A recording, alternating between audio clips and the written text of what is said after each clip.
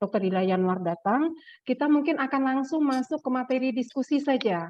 Sepertinya topik ini sangat hangat dan semua pertanyaan-pertanyaan sepertinya sudah banyak mengalir ya, baik ke WhatsApp, baik ke link chat ataupun kepada panitia. Mohon izin Bapak Ibu narasumber, kita akan membacakan satu persatu pertanyaan yang masuk hari ini.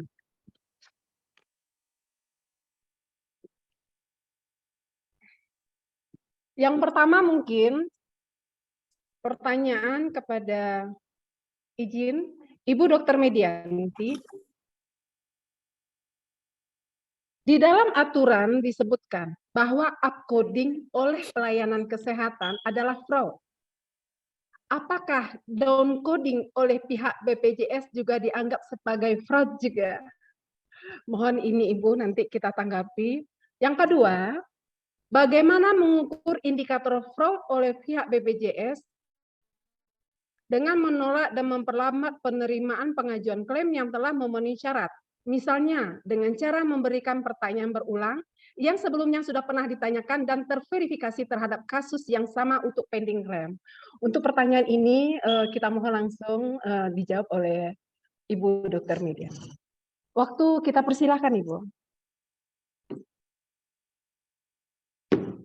Ya baik, terima kasih atas pertanyaannya, itu banyak juga ya. Dan memang ada beberapa yang memang sudah biasa ya, mungkin Dr. Beni juga beberapa melihat ada beberapa memang. Terima kasih nih tadi dari pembicara sebelumnya dan juga Dr. Beni tentunya cukup bagus ya, baik ya. Untuk memberikan pemahaman, alhamdulillah ya, terkait dengan untuk kewaspadaan kita ya terkait sanksi-sanksi yang memang itu ada di sekitar kita gitu ya. Yang mungkin saya sekilas menyampaikan bahwa betul yang tadi disampaikan bahwa kalau memang dia ingin curang itu dia akan mencari jalan, apapun itu jalan yang dilakukan ya, memang untuk sengaja. Dan sengaja tadi ada beberapa pengalaman di kami, Dr. Beni, memang terlihat itu memang ya sengaja, artinya rapi. Semuanya itu dilakukan itu secara rapi dalam hal melakukan perubahan atau merubah ya dalam hal terkait dengan apa yang menjadi keinginan dari atau maksud ya, niatan jahatnya tersebut gitu ya. Baik Ibu, mungkin tadi yang terkait ya, memang upcoding itu memang salah satu ya. Sebetulnya kalau di Permenkes 16 kalau dicermati sebetulnya bunyinya memang bukan upcoding ya, tetapi adalah manipulasi diagnosa gitu ya. Kalau kita lihat di situ manipulasi diagnosa ya. Kemudian bagaimana kalau downcoding gitu ya. Ya sebetulnya Bapak Ibu sekalian, seperti tadi yang disampaikan oleh Dr. Beni bahwa kita sebetulnya secara BPJS sendiri pastinya comply ya. Dan pada saat melakukan ya ini pasti sesuai dengan ketentuan yang ada. Kalaupun ini terjadi ada sengketa dan lain sebagainya itu sebetulnya sudah diatur yaitu di dalam Permenkes nomor 17 ya tahun 2019 di mana di situ terkait sengketa medik ya. Kalau memang ini Bapak Ibu sekalian ya mungkin pada saat melakukan koordinasi atau biasanya BPJS Kesehatan tuh dalam melakukan verifikasi akan melakukan konfirmasi kemudian dia akan tentunya dengan bukti-bukti yang ada. Nah disitulah sebetulnya bisa dilakukan sifatnya karena konfirmasi dilakukan pengecekan gitu ya. Dan apabila memang itu tidak atau dalam tanda kutip memang tidak disepakati, ini bisa berlanjut sebetulnya kita ada beberapa yaitu Dewan Pertimbangan Klinis atau nanti ada dari Kementerian Kesehatan. Biasanya Kementerian Kesehatan itu akan membuatkan apalagi terkait coding ya. Terkait coding ini akan membuat panduan-panduan tambahan untuk menjembatani antara Vaskes ya dengan BPJS Kesehatan ya. Artinya kita berharap ya terkait dengan baik itu manipulasi diagnosa ini juga bisa diselesaikan atau terutama kalau upcoding ini dalam tanda kutip ya mungkin Dokter Beni ya, karena ada beberapa hal memang harus dibuktikan gitu ya. Yang namanya fraud ini memang betul nggak dia itu terjadi tindak sengaja, kemudian dia memang mencari keuntungan dan memang curang gitu ya. Nah ini kami sebetulnya siap saja BPJS Kesehatan gitu ya, kalau memang itu dibuktikan memang terjadi dan itu memang biasanya sudah diselesaikan ya. Misalnya karena terjadi upcoding manipulasi, maka ada pengembalian biaya ataupun apabila kurang ya. Artinya pada saat audit ya, audit pun kita bisa juga ada beberapa pengalaman juga yang memang sesuai. Intinya adalah bukan upcoding, downcoding, tetapi adalah coding yang sesuai, gitu ya. Kemudian terkait dengan menolak, memperlambat penerimaan pengajuan klaim yang telah memenuhi syarat, misalnya dengan cara memberikan pertanyaan berulang yang sebelumnya sudah pernah ditanyakan dan terverifikasi terhadap kasus yang sama ya, untuk terutama untuk potensi terkait dengan pending claim ya Bapak Ibu sekalian, kita mengikuti ketentuan yang ada saja, jadi sesuai di dalam ketentuan yang ada di BPJS Kesehatan, tentunya pengaturan terkait pengelolaan kerjasama ya fasilitas kesehatan ya ini juga ada, termasuk juga ini terkait dengan apalagi kalau saat ini ya untuk memperlambat penerimaan pengajuan klaim ya, ini mungkin nanti kami juga mohon informasi ya apakah betul gitu ya dari pihak BPJS Kesehatan itu sampai memperlambat ya untuk pengajuan klaim yang memang sebetulnya itu sudah memenuhi syarat. Silakan saja kami membuka masukan-masukan yang terkait dengan apabila memang di lapangan masih terdapat hal-hal yang tidak sesuai dengan ketentuan yang ditentukan tersebut. Mungkin itu, Bu. Baik, Ibu Dr. Medi. Izin sedikit Ibu kita meneruskan dari pertanyaan ini ya. Andaikan ini kan tadi ditanya oleh Dr. Beni adalah bagaimana mengukur indikator fraud-nya. Jadi di BPJS kan sudah ada regulasi, sudah ada aturan, ada sistemnya. Andaikan ya ada potensi fraud ternyata di dalam sistem klaim ini, apakah mungkin ada keterlambatan di dalam pembayaran klaim atau apa? Nah, mungkin di antara teman-teman juga pengen tahu sih sebenarnya Ibu, sanksi seperti apa sih yang dilakukan? Apakah ini sifatnya kepada petugas kah? Apakah ke lembaga juga? Ini sedikit Bu diteruskan dari ada rangkaian pertanyaan yang tidak terisi. Ya baik, ini terkait dengan indikator fraud, tentunya pastinya untuk pembuktian ini harus ada penelusuran dan investigasi ya. Mungkin saya menambahkan sedikit dari pertanyaan ini ya, bahwa kita seperti tadi mungkin disampaikan pastinya harus terbukti ya. Kalau ini harus minimal ada terkait 2 alat bukti lah ya, untuk terkait dengan memang ini betul-betul terkait fraud gitu ya. Nah kemudian kalau ini memang pihak BPJS Kesehatan ini juga sudah diatur di dalam, kami sendiri mempunyai peraturan BPJS Kesehatan nomor 6 tahun 2020 yang ini mengatur apabila memang itu terjadi kepada petugas BPJS Kesehatan. Tentunya sesuai dengan peraturan yang ada di dalam peraturan kepegawaian yang ada di BPJS Kesehatan. Demikian, Bu. Baik Ibu Dr. Medi, terima kasih atas jawaban dari beberapa pertanyaan. Berikut masih ada kami sampaikan, kami lanjutkan pertanyaan dari teman-teman. Boleh ya. menambahkan apa dijawab oleh Dr. Medianti? Silakan. Oke, baik, terima kasih.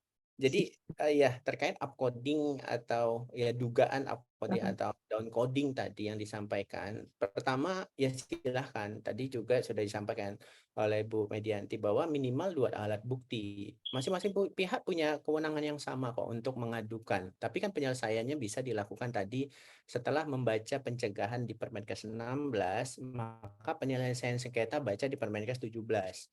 Nah, kewenangan di dalam Permenkes 17 pada saat bersidang tim pertimbangan klinis provinsi, yang dilibatkan siapa? Silahkan libatkan di situ tim tarif JKN. Ada disebutkan itu, dijelaskan di dalam pasal 14 Permenkes 17 2019. Termasuk juga selain dilibatkan juga tim Monef JKN, tim pencegahan kecurangan fraud, MKEK, kemudian Makersi, Majelis Kehormatan Etik Rumah Sakit di provinsi ada, kemudian komite medik rumah sakit, termasuk komite etik dan hukum. Silahkan pihak-pihak itu didengarkan pendapatnya, silahkan disampaikan buktinya, karena minimal 2 alat bukti tadi. Pertama, keterangan saksi. Saksi-saksi panggil dulu. Kemudian keterangan ahli, panggil ahlinya. Silahkan mau panggil ahli dari mana, mau dari pusat, dari provinsi, dari daerah yang memahami terkait ini. Termasuk ahli-ahli yang memang di bidang asuransi jaminan kesehatan. Silahkan panggil ahlinya. 2 alat bukti ini saja sudah cukup, ahli, saksi. Nah, tapi akan lebih sempurna lagi apabila bisa dibuktikan dengan surat. Kalau memang tadi diduga BPJS melakukan upcoding atau undercoding, silahkan bukti suratnya di mana. Nah, cuma fraud yang dilakukan oleh BPJS kalau dia tadi melakukan uncoding, memperlambat, menolak, harus juga dibuktikan bahwa BPJS ada mendapatkan keuntungan menerima atau menerima suap atas imbalan tadi. Dengan menghambat tadi, kita membuktikan bahwa BPJS mendapatkan keuntungan, itu masuk itu. Kalau tidak bisa kita buktikan, bukti apa lagi yang bisa kita majukan? Prinsipnya, Permenkes 16 2019 dengan Permenkes 17 2019 adalah bagaimana ini selesai di rumah tangga kita dulu di kesehatan.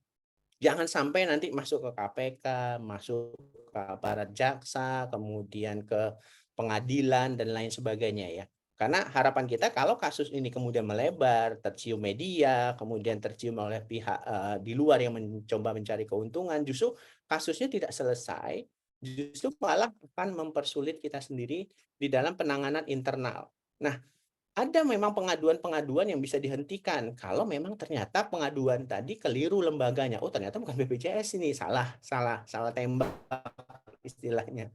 Kemudian keliru juga objeknya. Ternyata objeknya ini tidak terkait dengan pihak dari BPJS atau rumah sakit atau tidak terkait pihak di pelayanan kesehatan, tidak ada hubungan misalnya. Itu ada diatur di dalam Permenkes 17.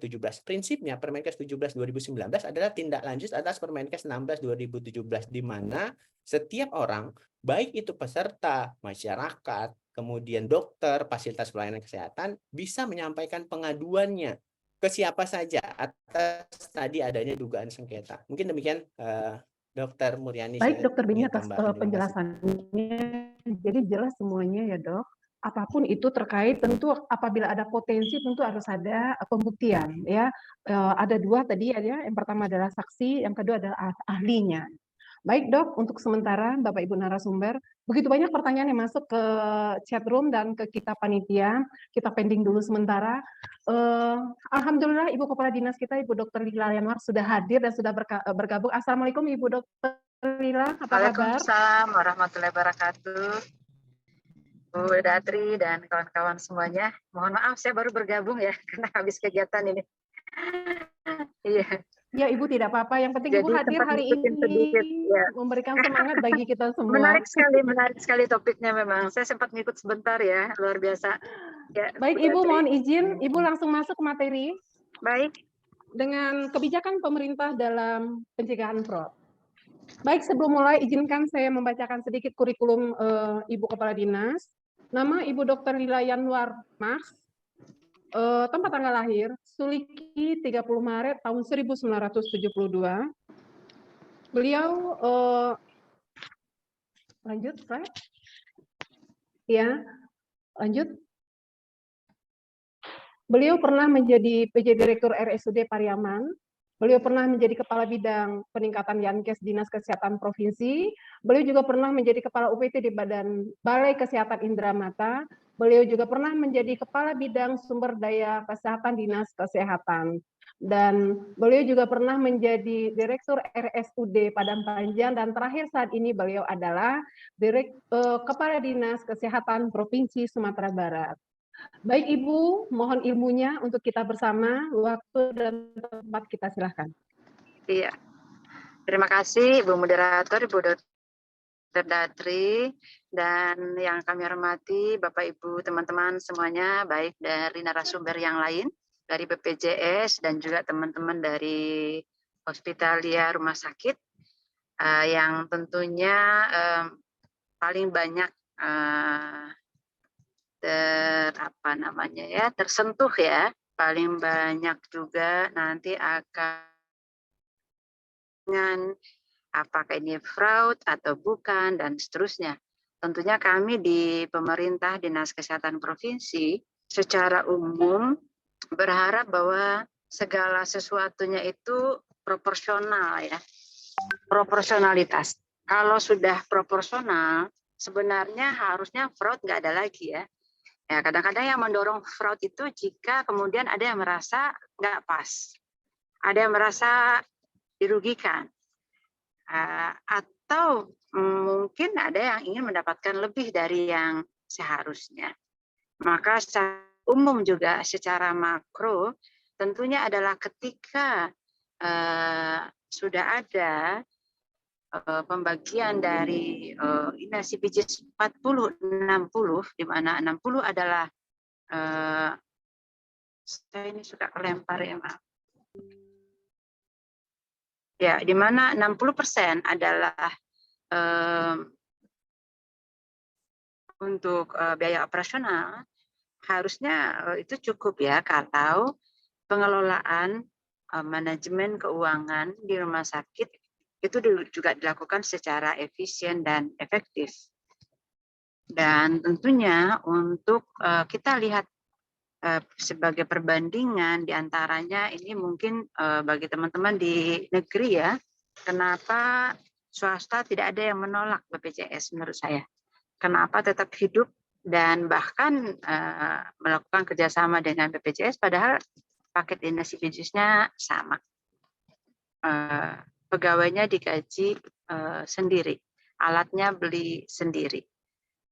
Mungkin untuk kita di pemerintah, kita pegawai sebagian besar memang ada yang pegawai blut, tapi sebagian besar kita sudah digaji oleh anggaran APBD masing-masing, dan juga alat kesehatan sering juga diberikan oleh anggaran APBD maupun dari APBN. Maka secara keseluruhan juga yang mendorong fraud, setahu kami fraud itu seperti sesuatu yang disengaja dilakukan berulang-ulang, kemudian dibuat secara tersistem. Nah, makanya dia disebut sebagai white collar crime, jadi kriminal kerah putih. Nah, ini tadi yang kami sempat dengar sebentar ikut gabung dari saya tidak begitu namanya kurang jelas tadi Pak Dr. Dedi ya yang terakhir sama Ibu Dr. Diva apa ya, saya mohon maaf kalau tidak. Jadi memang fraud itu kalau sudah disengaja dan dibuat tersistem. Cuma masalahnya saya mungkin lebih banyak kepada kita diskusi ya, mungkin kalau aturan di Permenkes saya rasa semua teman-teman sudah bisa baca apa itu definisi fraud dan sebagainya. Tetapi dalam faktanya adalah yang pertama juga sering seperti ada sempit ruang gerak daripada teman-teman dokter spesialis untuk menetapkan tindakan. Jadi itu kadang-kadang juga menjadi sesuatu yang tanda kutip berantem ya, dibilang ini nggak betul, ini harusnya nggak begini, ini harusnya nggak begini. Nanti dokter spesialis akan bilang bahwa ini kan keilmuannya di kita yang menentukan, kita yang tahu, kita yang begini dan sebagainya. Namun di sisi lain ada juga yang kemudian menjadi tanda kutip juga nih, menjadi keenakan dengan satu diagnosa yang kemudian ternyata klaimnya besar. Walaupun tidak seperti itu, tetapi dibuat diagnosanya seperti itu. Maka sebenarnya fraud itu harusnya kalau paket dinasti bisnisnya sudah benar, sudah cocok, tindakan yang dikerjakan itu sudah cocok, kemudian rumah sakitnya juga sudah mengerjakan sesuai dengan yang seharusnya tindakannya, kemudian juga efektif, tidak boros, kemudian juga sesuai standar SOP atau clinical pathway-nya, harusnya tidak ada yang bocor, tidak ada yang kekurangan dan sebagainya. Makanya fraud harusnya bisa dihindari. Oke, coba saya mau lihat slide-nya. Slide. Iya, mungkin stop di sini ya. Mungkin tidak ada yang terkait khusus terhadap fraud, tetapi yang jelas adalah bahwa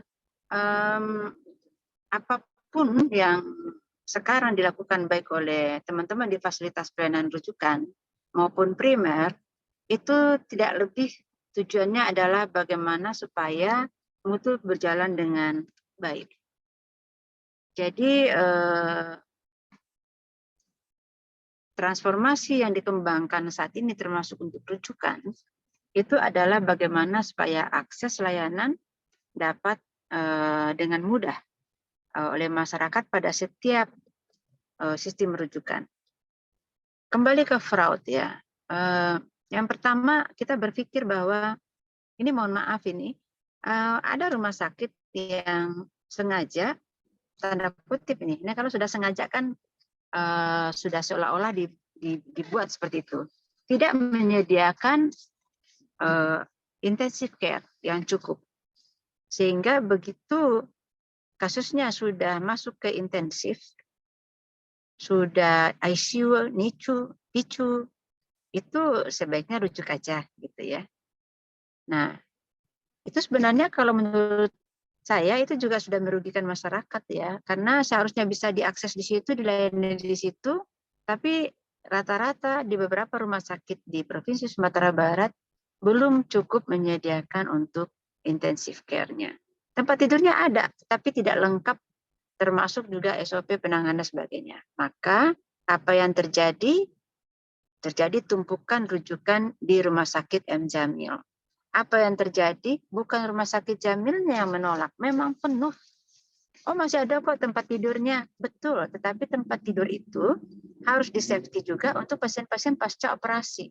Jadi kosong bukan berarti nggak ada orangnya. Ada calon-calon operasi pada hari itu yang harus menempati tempat tidur tersebut. Maka lamanya antri, lamanya layanan di pusat rujukan, itu juga merugikan masyarakat. Jadi sebenarnya tujuan daripada melihat ini fraud apa tidak, ujung-ujungnya adalah apakah ini akan tidak hanya merugikan masyarakat, tetapi tidak merugikan rumah sakit, tetapi juga merugikan masyarakat itu sendiri karena kita orientasinya adalah cost dan benefit. Maka ini akan salah satu yang dipicu ketika fraud dilakukan. Maka juga ada penyesuaian dari tarif sebenarnya. Beberapa teman-teman mengeluh misalnya, sekarang rumah sakit rujukan berbasis kompetensi. Tetapi tarif di rumah sakit kelas B, C, dan A untuk layanan yang sama masih berbeda-beda. Ini tentu tidak sinkron. Kalau rumah sakit berbasis kompetensi, harusnya tarif di semua rumah sakit untuk layanan yang sama, harusnya juga sama. Juga mengeluarkan biaya operasional, biaya pemeliharaan, bahan habis pakai yang sama dengan rumah sakit lainnya. Nah, kenapa kemudian ada pembedaan? Padahal kita ketahui bahwa kalau tidak ada pembagian rujukan yang baik, berbasis kompetensi, maka rumah sakit kelas C tidak akan berkembang. Rumah sakit kelas B juga akan menjadi rebutan dengan rumah sakit kelas C. Padahal sebenarnya kita ini tidak ada rebut-rebutan, harusnya berkolaborasi dengan baik. Namun juga harus ada fairness daripada paket inasidicis gitu. Nah, ini juga kemudian menjadi satu masalah juga. Coba saya melihat slide berikutnya, slide.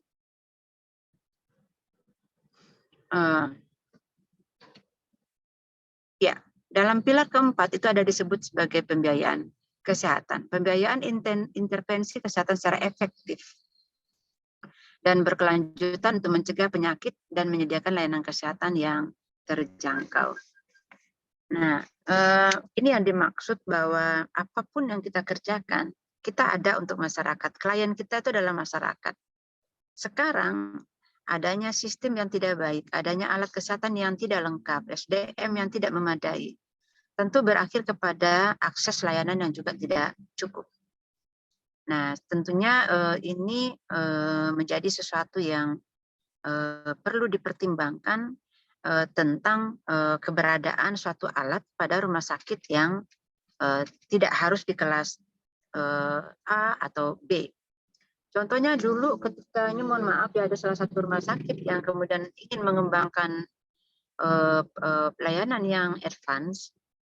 Waktu itu saya masih kabit itu nanya gitu, kira-kira kalau kami beli alat ini gimana ya?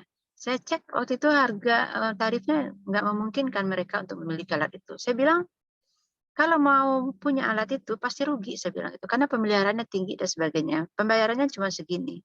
Lebih baik nggak usah. Tapi kemudian alat itu diadakan secara pelayanan untuk seluruh masyarakat di Sumatera Barat sangat membantu.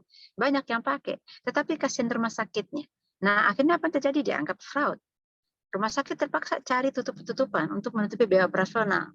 Maka kebijakan atau sistem yang kita buat harusnya tidak merepotkan. Harusnya bisa diadop oleh semuanya. Itulah mungkin juga salah satu kenapa RUU harus dibahas secara bersama, karena banyak sekali kepentingan yang terlibat di situ. Dan semuanya harus nyaman, semuanya harus oke, dan fairness. Harus ada fair.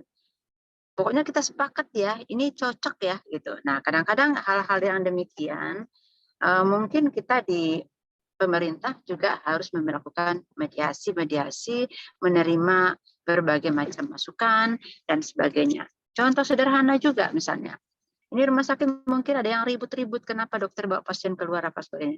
Tentu kita nanya dulu, itu sebenarnya sudah proporsional nggak jasa pelayanan diberikan di suatu rumah sakit? Karena prinsip jasa pelayanan itu adalah pas, proporsional, pas untuk semuanya. Ya namanya pas itu nggak sama besar. Tetapi jari menentang buli ada sebagainya itu harus menjadi patokan. Sehingga nggak perlu tarik-tarikan, nggak perlu ancam-ancaman sebenarnya. Maka dokter akan dengan sendirinya operasi di tempat kita kalau pas. Nah, dan itu harus terbuka dan transparansi. Maka itu yang kami sampaikan secara bersama bahwa prinsip daripada suatu manajemen rumah sakit itu adalah transparansi dan adaptif. Jadi dapat adaptable, dapat mengadop beberapa kepentingan begitu banyak pihak ya. Jadi rumah sakit itu begitu banyak orang, begitu banyak jenis SDM kesehatan ya, dari mulai satpam, tukang parkir, tukang dorong berangkar, sampai ketika spesialis itu semuanya harus merasa bahwa setiap ada pasien satu orang aja yang masuk ke rumah sakit tersebut, ini berarti pitmas untuk mereka semuanya. Dan proporsional, itu yang paling penting. Nah, itu yang kemudian tadi kebetulan kami baru habis kegiatan olahraga di Semen Padang bersama-sama dengan beberapa OPD lainnya. Saya ketemu juga dengan Ibu Inspektur. Saya sampaikan bahwa harus ada yang diatur, Bu. Ini harus disamakan. Maka juga termasuk ini mungkin bagaimana supaya mencegah fraud itu betul-betul berbasis sistem. Jadi kalau cari ketemu kemudian kita istilahnya sidang-sidangan, kemudian gontok-gontokan, itu kan masyarakat ngelihatnya kan tidak semuanya ngerti apa yang kita ributkan. Yang ada juga nanti masyarakat bilang tenaga kesehatan, dokter kepitih-kepitih aja, uang-uang aja dihitung segala macam. Padahal bukan itu masalahnya, karena orang nggak paham.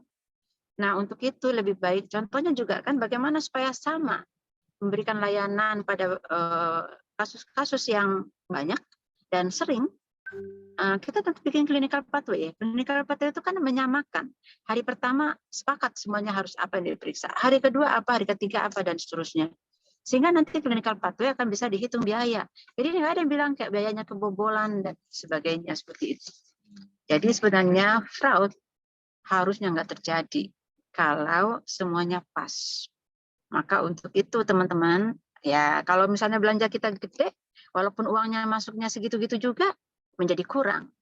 Tapi kalau belanja kita efektif, uangnya segitu-gitu juga, menjadi pas. Malah kalau bisa lebih efisien lagi, cerdas menggunakan anggaran, mungkin malah uangnya segitu juga menjadi surplus. Maka butuh tidaknya satu keuangan di dalam satu rumah sakit membutuhkan strategi manajemen keuangan yang baik. Maka orang kenapa fraud? Karena merasa nggak cukup. Sama seperti dulu, ini mohon izin saya lebih baik banyak cerita ya, bahwa waktu saya di BKIM, Dokter Tanti bilang begini, Bu Kepala, Uni Danio ya, obat saya itu dikurang-kurangin gitu. Pokoknya kalau glaukoma akut nggak bisa kurang dari itu, harus itu. Kalau tidak nggak bisa sembuh. Saya hitung waktu itu memang biayanya 350.000 ya, 358.000 ya. Kalau saya nggak setuju gimana? Oh berarti Bu Kepala menganiaya orang nih, orang nggak sembuh-sembuh nih, prolong. Oke deh, kalau begitu saya oke. Yang penting berapa lama tuh sembuhnya? 5 hari. Setelah itu apa? Mereka menjadi glaukoma kronik. Glaukoma kronik bagaimana? Harus makan obat rutin. Berapa biayanya? Saya hitung semua biaya. Setelah obat rutin, total cost hanya 35.000. Ya nggak apa-apa dikasih 350.000, tapi kan setelah itu kan udah untung ya. Maka menghitungnya itu secara komprehensif. Memang harus ada sharing cost.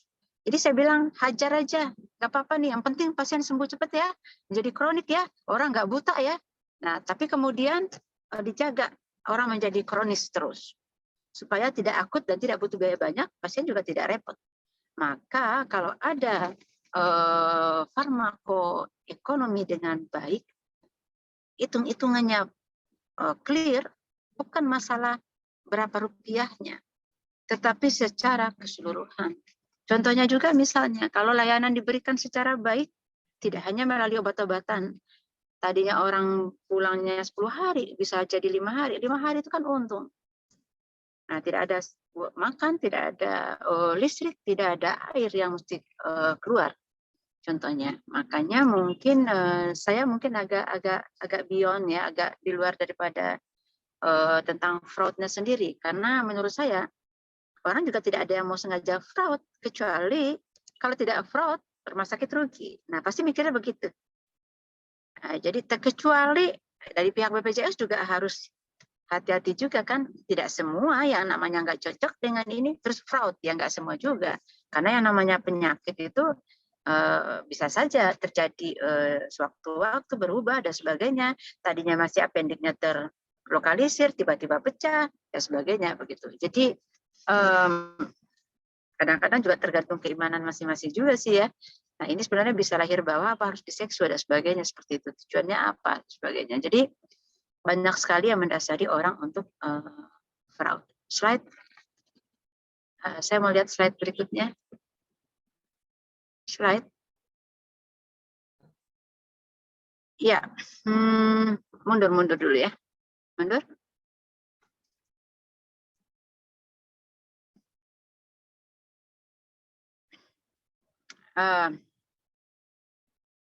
Ya, slide berikutnya. Saya mau lihat sampai terakhir. Iya, jadi sebenarnya secara umum CKN itu oke, secara umum. Kenapa? Karena tidak ada lagi out of pocket. Kenapa? Karena orang tidak lagi ragu-ragu untuk berobat. Kenapa? Karena tidak ada yang tiba-tiba sadikin. Kenapa? Karena orang kemudian menjadi terjamin tidak hanya ketika sakit, tetapi juga terjaga menjadi tidak sakit melalui promotif dan preventif. Maka JKN kalau tidak salah juga menyediakan kegiatan-kegiatan posbindu ya, apa namanya? PTM itu ya. Saya rasa semuanya itu tingkat puskesmas yang diberikan kapitasi itu juga harusnya digunakan lebih banyak untuk promotif dan preventif. Apalagi kalau puskesmasnya sudah brut. Puskesmas itu kapitasi. 10.000 orang yang dibayar, kalau sakitnya cuma 1.000, puskesmasnya untung. Bagaimana supaya jangan orang sakitnya 5.000? Ya cegah. Makanya pencegahan promotif preventif itu yang harus dikerjakan oleh puskesmas supaya untung. Karena kalau tidak, banyak kan beli obatnya. Nah, makin dikit yang datang, makanya visit rate tidak lagi menjadi indikator kinerja puskesmas. Karena makin banyak yang datang, itu puskesmasnya makin kelabakan, makin nggak bisa kerja promotif dan preventif. Jadi kapitasi untuk puskesmas itu juga sudah tepat. Karena berharap kapitasi dikasih terus 200 juta misalnya seperti itu ya. Tetapi yang berobatnya dikit, beli obatnya dikit. Maka rajin-rajinlah edukasi orang untuk menjadi sehat. Maka terbentuklah paradigma sehat. Yang sehat tetap sehat, yang sakit benar-benar menjadi sehat. Nggak lama-lama sakitnya. Lama-lama produktivitas masyarakat menjadi baik, menjadi produktif. Walaupun dia hipertensi, dia tetap produktif. Walaupun dia DM, dia tetap produktif. Pasca stroke, kembali produktif. Nah, sehingga health adjective life expectancy kita jadi baik. Tidak hanya sekedar hidup, tapi juga produktif. Kan tujuannya semuanya jelas ya. Bahwa cuma kadang-kadang memang kita harus mengatur sedemikian rupa untuk merubah mindset kita tentang mana nih yang untung nih. Mencegah nggak ada biaya. Ngobatin biayanya besar. Mencegah sakit jantung olahraga, nggak punya biaya. Makannya dijaga, nggak punya biaya. Begitu operasi jantung jadi 100 juta biayanya. Pasti lebih murah mencegahnya. Slide. Iya. Ibu mohon izin mengingatkan waktu 5 Waktunya menit tinggal lagi. sedikit ya. Baik, kalau begitu barangkali Masih ada 5 menit lagi, Bu. 5 atau 6 menit ya masih ada. baik. Slide Ya, aja. lanjut, Ibu. Oke, baik. Mungkin tidak banyak ya yang, karena saya juga tidak terlalu paham dengan teknis bagaimana melakukan apa namanya itu penelusuran ya, pakai ini fraud apa tidak. Tapi secara kesimpulan dapat saya sampaikan bahwa yang pertama, teman-teman coba dilakukan kajian INASI-PICIS yang ada dengan paket yang dengan tindakan dan kegiatan layanan yang harus kita berikan udah pas apa enggak. Lakukan kajian dengan dokter spesialis. Kemudian kalau kemudian dia ada tambahan lebih berat lagi, kemudian bumil, kek, yang anemia, yang kek, yang gizi kurang, yang dilakukan operasi, itu berapa tuh tambahan biayanya? Misalnya seperti itu ya. Nah, coba dilakukan kajian, pas apa enggak. Jadi kita di rumah sakit juga harus melakukan kajian-kajian tersebut. Kalau tidak pas, apa yang terjadi? Nah, kalau pas, berapa sisanya? Bagaimana supaya lebih efisien lagi? Nah, jadi harus melakukan kajian itu. Itu yang kedua. Kemudian yang ketiga, memang harus ada cost sharing. Pasti ada cost sharing ya. Kita yakin itu ada cost sharing. Kemudian yang keempat, kita jangan coba-coba untuk menyengajakan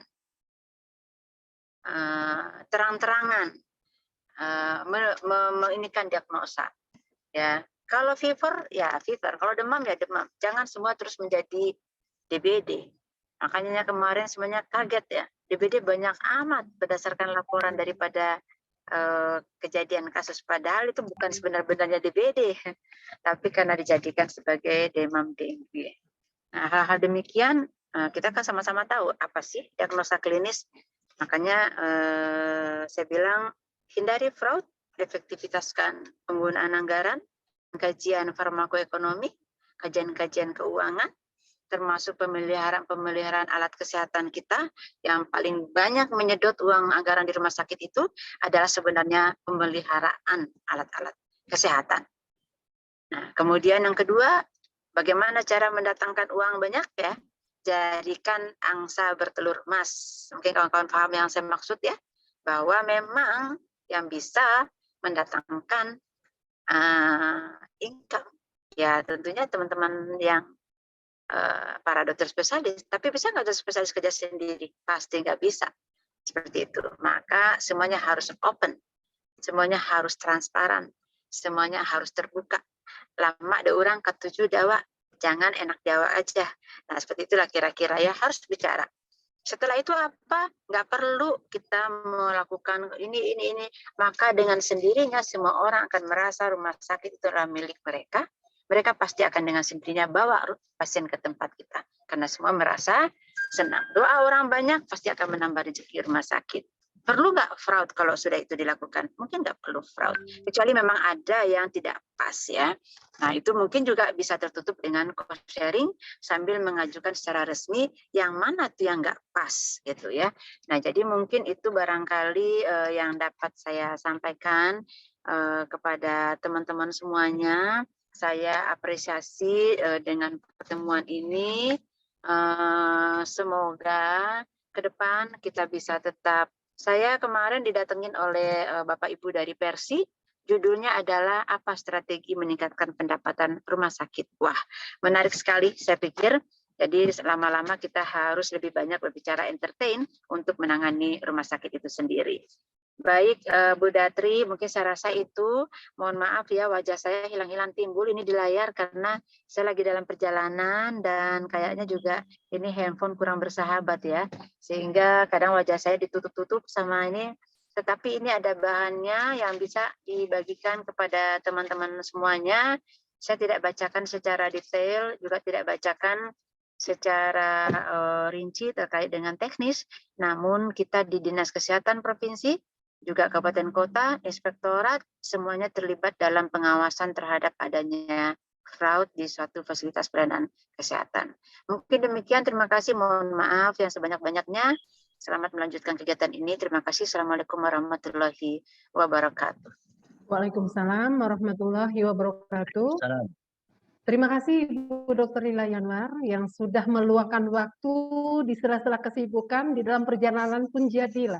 Dimanapun jadilah, dimanapun Ibu Kepala Dinas ini bisa hadir mendampingi kita untuk apapun keperluannya. Ini luar biasa ya Ibu, semoga Ibu selalu sehat dimanapun berada, senantiasa dalam lindungan Allah Subhanahu wa Ta'ala. Amin. Terima kasih. Baik, Mohon izin iya. undur diri. Terima kasih. Ibu kalau ada yang bertanya gimana Ibu? Ini ada yang sepertinya ada yang chat ini. Oh, boleh. Apakah Ibu bersedia menerima Baik. pertanyaan dulu? Baik. Mari, mudah-mudahan kita bisa diskusikan sama-sama. Silakan.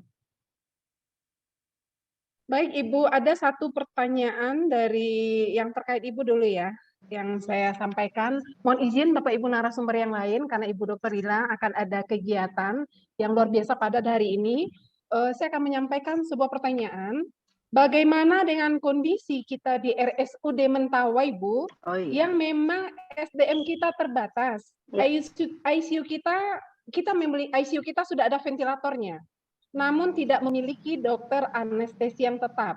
Dan ruangan ICU tidak selayaknya ICU. Rata-rata pasien memang kita rujuk ke Padang karena keterbatasan SDM dan fasilitas. Nah, ini curhat ini sama Ibu Kadis. Iya. Mohon pencerahannya Ibu. Terima kasih. Iya, terima kasih teman-teman dari Mentawai. Sekarang motonya begini ya, ada orang ada barang. Gitu ya. Jadi Kementerian Kesehatan ataupun itu baru bisa membantu untuk penyediaan alat kesehatan kalau memang SDM-nya sudah ada. Jadi tanpa SDM yang tersedia, tidak hanya anggaran dari APBN kita di provinsi saja nggak boleh mengadakan kalau SDM-nya tidak ada. Nah untuk itu tidak hanya Rumah Sakit Mentawai yang saat ini tidak punya anestesi, yang paling banyak nggak ada itu adalah anestesi dan radiologi. Maka beberapa rumah sakit tidak bisa mengembangkan diri menjadi pengampu untuk kanker jantung, stroke, dan uronefrologi karena ketidakadaan dokter spesialis anestesi dan radiologi. Secara keseluruhan untuk Sumatera Barat ini masih 67,9% rumah sakit yang lengkap 4 dasar dan 3 spesialis penunjang. Namun ada 2 good news. Good news yang pertama adalah bahwa Kementerian Kesehatan menyediakan anggaran untuk beasiswa sekolah yang dibutuhkan tersebut. maka silakan mendaftar, nanti akan kita rekomendasikan, kemudian silakan mengikuti seleksi. Dan good news yang kedua, untuk spesialis anestesi ya, UNAN sudah membuka prodi S2. Jadi bisa di sini, bisa juga di luar. Maka kami sudah bisikkan kepada Bapak Gubernur juga, bahwa berkenan Bapak Gubernur membuatkan surat rekomendasi khusus jika ada teman-teman kita dokter umum yang bersedia untuk mengambil spesialis khususnya anestesi dan radiologi. Dan itu adalah wajib mutlak ada di suatu rumah sakit. Karena yang kita takutkan adalah setelah ini ada yang disebut sebagai auto review. Kalau rumah sakitnya tidak memiliki 7 yang dasar tersebut, 4 yang dasar tambah dengan patologi klinik, anestesi, dan radiologi, bisa saja nanti diturunkan kelas atau bahkan izinnya tidak diberikan lagi secara otomatis. Ini yang kita khawatirkan. Untuk itu sebenarnya teman-teman harus mengadvokasi kepala daerah, BPSDM, untuk membuka peluang bagi teman-teman adik-adik kita ini untuk mengambil sekolah tersebut. Jadi rekomendasi diberikan untuk yang dibutuhkan, kira-kira seperti itu. Nah, Mentawai kami sedang menjajaki untuk sementara waktu karena SDM itu lama disiapkan adalah sister hospital dengan Rumah Sakit M. Jamil. Kami sudah bicara panjang lebar dengan Pak Dovi dan juga sudah melaporkan kepada Bapak Gubernur, mungkin akan ada bentuk sister hospital dan kita juga sudah bicara dengan Padang khususnya, di mana nanti untuk daerah-daerah tertentu tidak perlu SIP-nya dibuatkan di tempat yang sisternya. Cukup dari satu aja SIP bisa langsung dibawa ke sister hospital. Teman-teman Mentawai, mohon sabar dulu ya. Semua sudah masuk dalam desain, grand design kita. Dan memang Mentawai menjadi perhatian khusus kita. Kami lagi mencoba mencari celah, tetapi dalam waktu dekat kita akan coba bikin MOU atas nama pemerintah Provinsi Sumatera Barat dengan M. Jamil. Bagaimana secara bergiliran nanti mungkin akan dibantu dalam bentuk kerjasama sister hospital. Mungkin seperti itu Bu Datri, sementara belum memuaskan ya, tapi kita sudah mulai bergerak untuk bantu dan terima kasih pertanyaannya menjadi kita keep untuk kita lebih bicara secara intens dalam waktu dekat. Demikian, terima kasih. Baik Ibu, terima kasih Ibu atas semua jawabannya. Jadi mungkin teman-teman dari Mentawai kabar baik juga ini ya, ada grand design yang akan disiapkan oleh Bokkadis kita. Dan kabar baik juga untuk seluruh dokter umum, teman sejawat kita di Seantero Sumatera Barat ya. Akan ada beasiswa, silahkan bagi yang berminat untuk SPAN. Kemudian kabar baiknya adalah Universitas Andalas sudah buka prodi spesialis anestesi. Jadi kita tidak perlu lagi jauh-jauh untuk sekolah.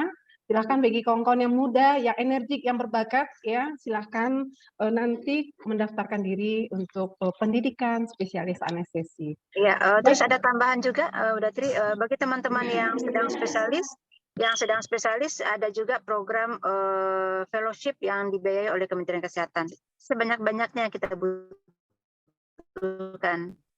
Nah, jadi mungkin nanti teman-teman yang punya misalnya penyakit dalam 3 mungkin fellowship kan deh gitu ya, beberapa yang punya mungkin dokter di fellowship kan aja gitu ya, supaya rumah sakitnya maju. Biar dulu sementara sekolah fellowship kan nggak lama ya, paling-paling 6 bulan sampai 1 tahun. Nanti tanyanya dengan Bu Beniara untuk peluangnya di mana dan apa yang mesti kita berikan. Demikian sebagai informasi Bu Datri. Baik Ibu, fellowship ini tidak hanya untuk rumah sakit kelas B kan Bu? Kelas C juga bisa kan Bu? Oh enggak, buat semua. Baik. Buat semua.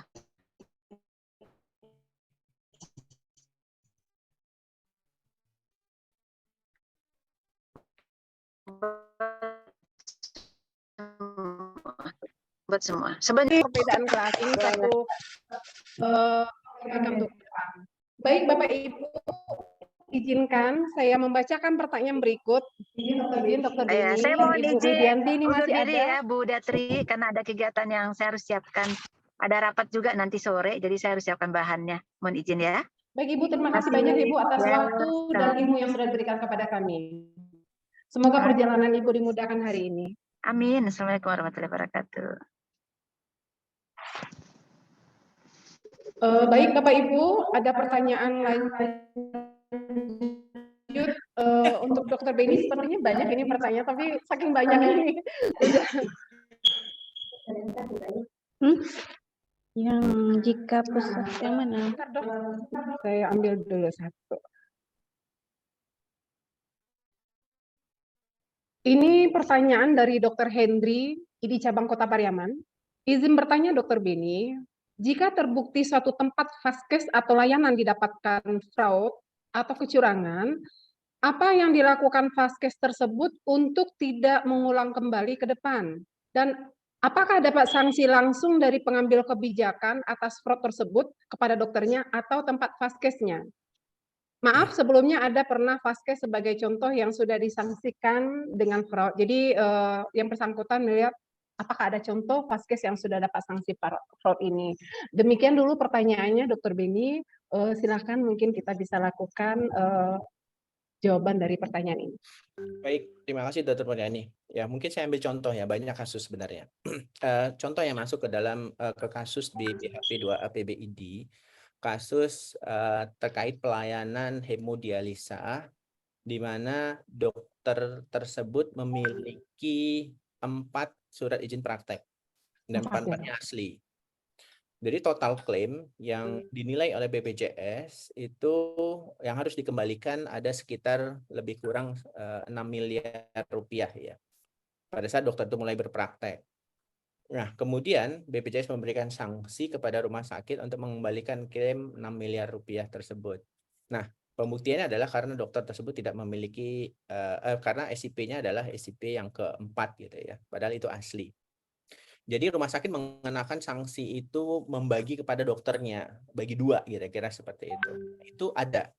Itu satu contoh kasus. Nah, hanya saja untuk menjawab pertanyaan ini, hukum itu mengenal tiada pertanggungjawaban tanpa kesalahan. Jadi seseorang itu tidak bisa sebenarnya dimintai pertanggungjawaban kalau dia tidak melakukan kesalahan. Nah, unsur-unsur kesalahan ini yang penting dibuktikan tadi. Apakah pelaku tadi Dr. Medianti sudah jelaskan minimal 2 alat bukti. Apakah memang benar dokter tersebut yang sengaja gitu ya memalsukan dokumen, melakukan pelayanan tidak sesuai kompetensi, tidak sesuai dengan standar, dokter itu sengaja. Maka dokter itu yang harus bertanggung jawab. Tetapi kalau pelakunya bukan si dokter, tetapi adalah orang lain, tentu ini juga harus dibuktikan, namanya pembuktian terbalik. Di dalam hukum itu ada namanya pembuktian terbalik. Jadi dia harus buktikan bahwa dia tidak bersalah. Nah, tentu siapa dalil hukum, siapa yang menuduhkan, artinya siapa yang menuding, maka dia yang wajib membuktikan. Jadi mohon maaf, kalau BPJS yang membuktikan rumah sakit melakukan kesalahan, maka maka BPJS harus membuktikan apa kesalahannya. Demikian juga sebaliknya. Kalau rumah sakit menuduhkan dokternya yang melakukan kesalahan atau dokternya yang kemudian melakukan perbuatan melanggar hukum, maka rumah sakit harus membuktikan, bukan si dokternya. Gitu. Walaupun si dokter sudah mempersiapkan bahwa saya tidak bersalah. Disinilah fungsi peran tadi beberapa lembaga. Nah, kalau saya melihat kasus ini, peran-peran tadi yang tidak berfungsi, di mana yang tidak berfungsi? Dewan Pengawasnya tidak berfungsi untuk melakukan pencegahan, kemudian mendeteksi sejak awal. Satuan Pengawas Internal tidak berfungsi untuk mendeteksi awal, kemudian melakukan pencegahan. Kemudian termasuk juga tim pencegahan kecurangan atau tim pencegahan fraud, termasuk juga tim tarif tidak melakukan perannya, termasuk juga komite medik di dalam melakukan pembinaan terhadap mutu pelayanan dan juga proses pembinaan etik dan disiplin, termasuk juga komite etik dan hukum rumah sakit. Sehingga peran inilah, karena kalau kebetulan saya direktur rumah sakit dan beberapa rumah sakit ya kemarin pengalaman. Sangat sulit untuk mengkolaborasi ini semua. Jadi mengurus rumah sakit itu sebenarnya lebih sangat menyulitkan karena sangat banyak unsur-unsur yang ada di dalam. Ini yang harus dibuat tata kelola yang baik yang kita kenal dengan istilah GCG, Good Corporate Governance. Dan untuk pelayanan klinis, bagaimana kita membuat suatu sistem yang kita sebut dengan GCG juga, Good Clinical Governance. Ini yang harus dipahami oleh manajemen rumah sakit dan pemilik ya. Mungkin demikian sementara Dr. Muriani, terima kasih.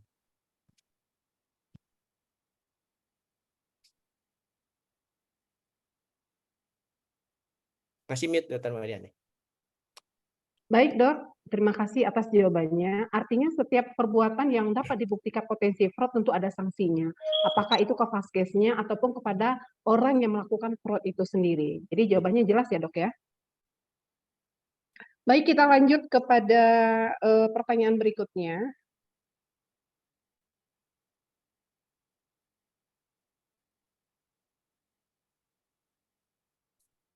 Sama Dokter Beni juga sepertinya ini ya, karena terkait dengan verifikasi. Izin bertanya Dokter Beni, saat ada kasus terduga fraud di sebuah rumah sakit, seberapa besar peran verifikator internal rumah sakit terlibat dalam kasus tersebut? Nah, ini pertanyaannya ke Dokter Beni atau sebetulnya juga bisa kepada Ibu Dokter Mediana ya. Oke, mungkin dari saya dulu di awal. Iya. Tadi sudah sampaikan jawaban bahwa peran itu sangat besar ya. Ini kembali lagi kepada pelaku. Jadi pertanggungjawaban kepada pelaku. Siapa yang berbuat, dia bertanggung jawab, gitu ya. Tiada pertanggungjawaban tanpa kesalahan. Kalau memang si dokter tidak terlibat di dalam perubahan coding, dalam hal ini upcoding atau menandatangani suatu berkas klaim, dokter tidak terlibat. Tetapi itu hanya peran dari dipalsukan tanda tangan si dokter, kemudian diisi sendiri oleh petugas, kemudian diubah diagnosanya dan lain sebagainya, maka verifikator punya peran yang sangat besar di sini. Nah, ini yang perlu diatur di dalam tupoksi rumah sakit, di dalam peraturan internal rumah sakit. Tugas verifikator itu sampai di mana sih gitu ya. Sehingga kalau dokter sebagai verifikator dan dia ikut terlibat di dalam proses perubahan diagnosa menjadi coding ya. Tentu kan diagnosa akan dilihat di dalam pengkodingan gitu ya yang diatur di dalam ICD-10 dan ICD-9. Nah, keterlibatan orang-orang di dalam ini apakah manajemen, direktur, kepala pelayanan medis, kemudian juga verifikator, kemudian juga itulah fungsi peran tim fraudnya. Apakah ini ada peran orang per orang atau ini ada peran dari beberapa orang sehingga orang tersebutlah yang harusnya dimintai pertanggungjawaban. Mungkin demikian Dr. Mediani. Baik Dok, terima kasih Dok. Ini Bu Medi, apa bisa menjawab yang ini sedikit? Ya, mungkin sekaligus saja ada beberapa kalau saya lihat di chat ya, mungkin. Iya. Ya, jadi mungkin persis seperti yang disampaikan Dr. Beni ya, Dr. Beni, bahwa terkait dengan peran serta ini bisa saja dokter saja, tapi jarang ya. Sebenarnya itu juga ada peran dari kalau kita ada verifikator internal rumah sakit atau kesmik dan juga manajemen gitu ya. Nah, bisa saja seperti itu gitu ya. Jadi sehingga mungkin juga kita semua itu tadi yang disampaikan Dr. Beni, kita harus betul kuatkan betul tim PKJKN di rumah sakit sesuai dengan Permenkes itu kan di rumah sakit itu harus ada sebetulnya tim pencegahan kecurangan JKN gitu, tim itu gitu ya. Karena saya kalau seperti tadi disampaikan yang sampai bermiliar tadi itu ya, itu betul. Jadi ada dokter itu dipalsukan gitu tanda tangannya, gitu ya. Jadi setelah dicek, oh ini bukan tanda tangan saya, ternyata semua dipalsukan, bahkan lebih dari 40% itu dipalsukan terkait itu. Bahkan ada juga yang merubah ekspertisenya dokter radiologi. Jadi ketika kita melihat di rekam medis ya dengan resume medis yang diberikan kepada kita itu sangat jauh gitu ya, dan dilakukan banyak hal lah ya, mereka itu mungkin juga kurang lihat ya, karena ternyata tanggalnya itu ada satu saja yang kelewat gitu, dan kita lihat identik semua, sama semua. Nah itu juga kita bisa melihat. Ya, di samping mungkin kita juga tadi memang kami itu selain pencegahan kita ada mendeteksi itu dari identifikasi, kemudian menganalisa data. Tadi mungkin Dr. Beni juga bisa menyampaikan juga ternyata itu ada peningkatan gitu ya, peningkatan kasus-kasus gitu ya. Kemudian juga tentunya penelusuran yang penting, penelusuran pembuktian. Kami juga tidak bisa langsung saja penelusuran pembuktian gitu ya. Setelah dilakukan ada pembuktian, maka kita juga akan menyampaikan kepada Vaskes terlebih dahulu. Dari Vaskes ini biasanya kita akan meminta Vaskes itu juga melakukan audit juga gitu ya. Tapi biasanya setelah dilakukan itu dokter rumah sakit biasanya tidak bisa berkelit gitu ya. Setelah ada bukti itu ya, yang penting ada bukti-bukti. Nah kemudian barulah harus ada berita acara ini Dokter Beni, kalau di kami harus berita acara mengakui bahwa ini ada kecurangan dan bersedia mengembalikan kerugian. Nah itu sudah biasanya kita selalu ada berita acara ya kalau memang sudah terbukti terjadi fraud tersebut ya. Kemudian terkait dengan beberapa hal tadi, mungkin kami sampaikan mungkin secara ini ya Dokter Datri, bahwa mungkin sama seperti yang tadi kami sampaikan di awal, bahwa BPJS Kesehatan ini adalah kita comply ya sesuai dengan ketentuan-ketentuan yang ada. Contoh misalnya IGD ini ada peraturan Menteri Kesehatannya. Ada IGD ini bahkan di Permenkes 47 2018 ya. Ini di situ sebetulnya ada kewenangan, bahkan di situ sebetulnya sudah diatur kewenangan dokter dari IGD gitu ya. Kita comply terkait itu. Mungkin masalah sosialisasi dan lain sebagainya, kami sepakat sekali bahwa itu memang harus disosialisasikan gitu ya. Mungkin dokter merasa bahwa ini sebetulnya bukan gawat darurat dan lain sebagainya gitu ya. Nah, tetapi itu perlu memang dilakukan sosialisasi, bahkan Permenkes 47-nya sendiri ini yang harus juga disosialisasikan. Ya, kemudian juga tadi ada beberapa juga kami sampaikan, kita sebetulnya ada PNPK ya, ada PPK tadi yang saya pedoman nasional ya, pelayanan klinik ya, pelayanan klinik yang ini memang harus dipedomani karena ini bentuk tata kelola yang baik sebetulnya. Jadi ada pedoman-pedoman yang memang harus dipedomani oleh kita semua gitu ya. Sehingga apa? Sehingga tidak terjadi hal-hal yang tidak diinginkan. Apabila memang ada di luar daripada itu, maka ada sengketa tadi mungkin Permenkes 17. Ini secara ini ya. Kemudian tadi ada juga pertanyaan yang terkait dengan bagaimana kepindahan peserta dan lain sebagainya. Di kami ini BPJS Kesehatan tentunya comply ya. Kita tidak boleh memindahkan di luar apa yang persetujuan atau disetujui atau dimintakan oleh pasien itu sendiri gitu. Makanya kita ada beberapa pencegahan, bentuk-bentuk pencegahan itu adalah sekarang mungkin Bapak Ibu sekalian harus sendiri gitu ya. Peserta itu harus sendiri melalui mobile JKN sendiri aja untuk membuat atau untuk memindahkan apabila dia memang mau pindah vaskes gitu ya. Karena apa? Supaya ada beberapa memang kita melakukan pencegahan supaya tidak terjadi hal-hal yang tidak diinginkan. Nah, namun demikian memang tadi seperti yang di awal disampaikan bahwa apabila memang ada hal-hal yang tidak sesuai, silakan melalui kanal-kanal pelaporan. Kita ada WBS, kanal WBS ya yang bisa disampaikan, dan tentunya nanti kita juga ada tim PKJKN di BPJS Kesehatan yang kita juga pastinya nggak mau gitu ya, kita sendiri yang istilahnya kalau dalam tanda kutip mungkin ya, kita cegah dan lawan gitu ya, sebetulnya kita tuh mencegah dan melawan gitu ya, karena ini kita berharap JKN ini tentunya berjalan berkesinambungan dengan baik ya, tidak ya mungkin tidak mungkin ya tidak ada fraud ya Dr. Beni ya, tapi melakukan pencegahan lebih banyak lagi sehingga itu lebih optimal lagi dalam melakukan penanganan. Dan tentunya kami sendiri di sini berharap betul dari rumah sakit, dari dokter ini bersama-sama untuk melakukan pencegahan maupun penanganan ini dengan baik. Mungkin itu Dr. Datri. Baik, Dr. Medi, boleh saya lanjutkan sedikit pertanyaannya ya Dok ya? Walaupun jawabannya semuanya jelas ya, sesuai dengan ketentuan inti jawaban semuanya. Tapi di sini terkait kepesertaan tadi, jadi inti dari perpindahan dari pasien dari satu FKTP ke FKTP lain, intinya itu kan pindah sendiri sekarang ya Dok ya. Tidak ada lagi yang dipindahkan di BPJS atau di bagaimana?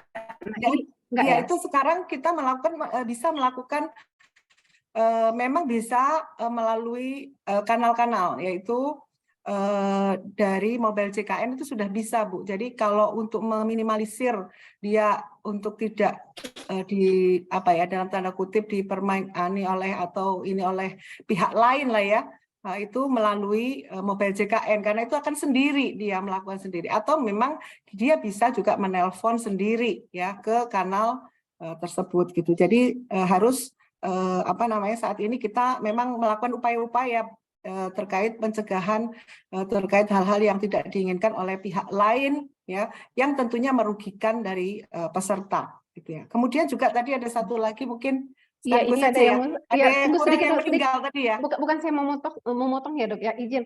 Perpindahan tadi itu intinya vaskes yang tempat dia awal tidak harus tahu dia kalau dia pindah ke vaskes lain. Karena dia peserta itu pindah sendiri. Kan Iya. tidak ada, berarti kan tidak ada kewajiban dari peserta melapor, misalnya dia pindah dari vaskes A ke vaskes B, berarti peserta itu tidak ada kewajiban melapor ke vaskes sebelumnya, karena Iya. ini vaskesnya kan kehilangan ini pesertaan. Iya. Gitu. Iya. Iya. Iya.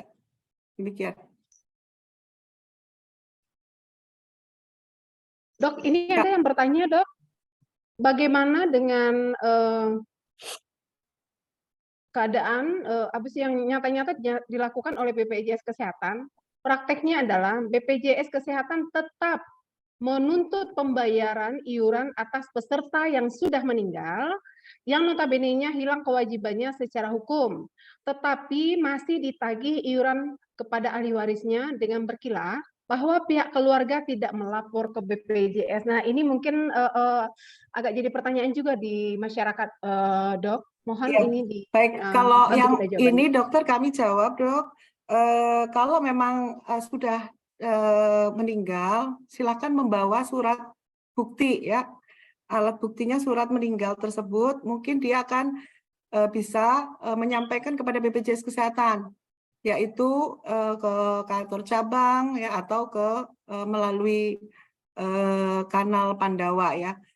Silakan saja, itu nanti akan dilakukan rekonsiliasi, dokter. Akan ada rekon ya sejak dia melakukan peserta tersebut meninggal, maka akan ada pengembalian kalau memang ini sudah meninggal dari misalnya baru Januari, melaporkan 3 bulan misalnya, 3 bulan kemudian, maka akan direkon kepada BPJS Kesehatan 3 bulan sebelumnya. Ada kaitan itu satu lagi nih, Dok. Andaikan dia meninggal di bulan ini dan dia keluarganya melaporkan bahwasannya yang bersangkutan meninggal, ternyata dia adalah peserta BPJS Mandiri yang memiliki tunggakan setahun atau 2 tahun. Apakah peserta yang meninggal ini ahli warisnya juga harus menuntaskan pembayarannya atau ini diputihkan? Akan dilakukan rekon, Ibu. Jadi akan dicek mana berapa yang lebihnya, berapa yang kurangnya, itu yang akan dilakukan rekon bersama dengan ahli waris. Baik, Dok.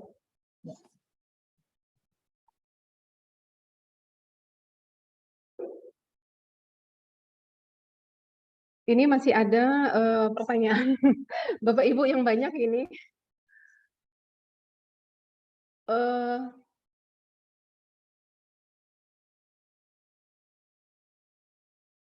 Bagaimana tips dan trik supaya DPJP mau melengkapi resume medis secara lengkap supaya pengajuan lebih lancar? Nah, ini tadi sudah dibahas sebetulnya ya, Ibu ya. Yang kedua, sekarang yang terbaru diberitahukan kepada kami,